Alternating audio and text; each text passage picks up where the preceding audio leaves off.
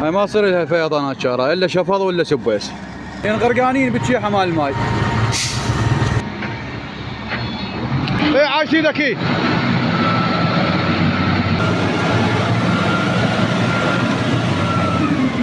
طبعا هذا العمل من جيبي الخاص طبعا، يعني لا حكومه ولا اي واحد.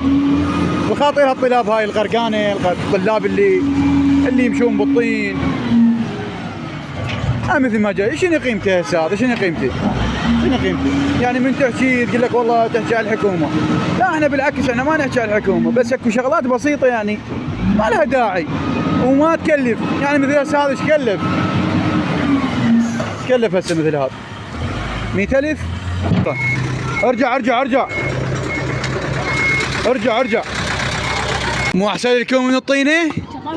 ها؟ جاي يشتغل العماله اليوم، عماله اليوم.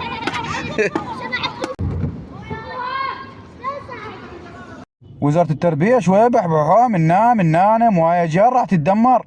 شنو احنا بلد فقير كاتلنا جوع حتى مدارسنا هالشكل.